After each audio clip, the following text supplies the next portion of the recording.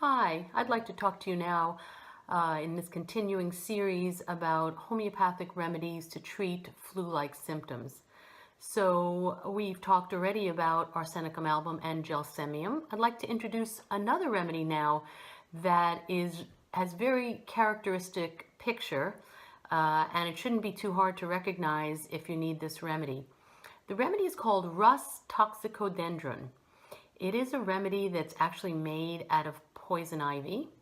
And many of you may know that remedy either in the treatment of poison ivy or potentially as a remedy that's very useful in strains and sprains, pulled ligaments and tendons. It's a remedy that has a little keynote attached to it, which is worst first motion, better continued motion.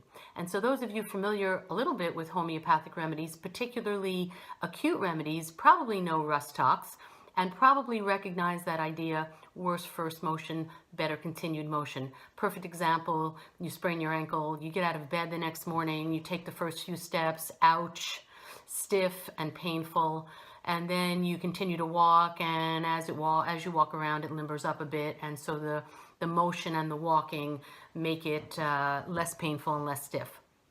But that remedy actually is very useful sometimes when we're treating flu-like symptoms.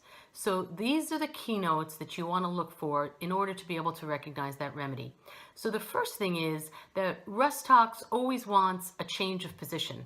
They're restless and they feel worse from being in the same position too long.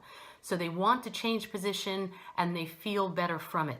So that could definitely be a restless night's sleep, someone who's tossing and turning, who feels they can't get comfortable and want to change positions in order to feel better. So that's a good keynote right away.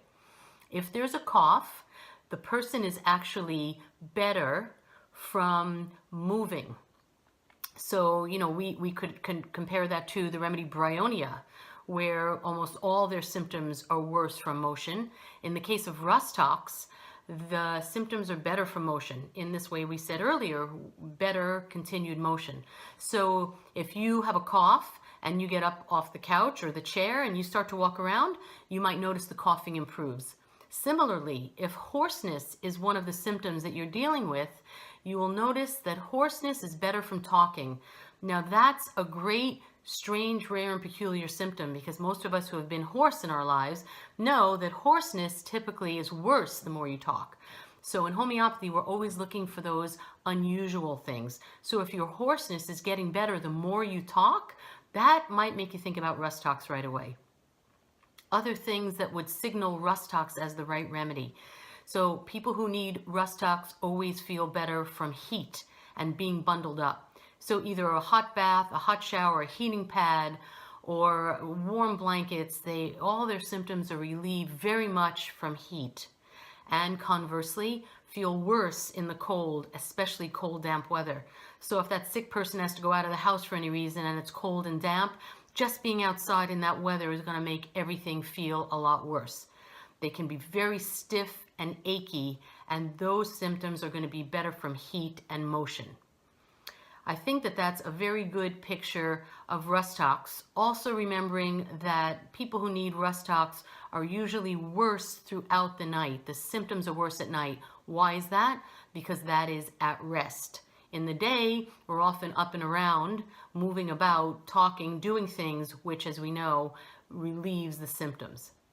So it's short and sweet with Rus tox. There's not a lot of other characteristic symptoms about the thirst or food cravings or the mood. We can't really rely on those things. But if you see any of what I've just discussed as being pretty peculiar, you'll think right away about Rus tox. If you think you have the flu virus or your symptoms are severe or worsen, please seek the advice of your medical professional. Thanks.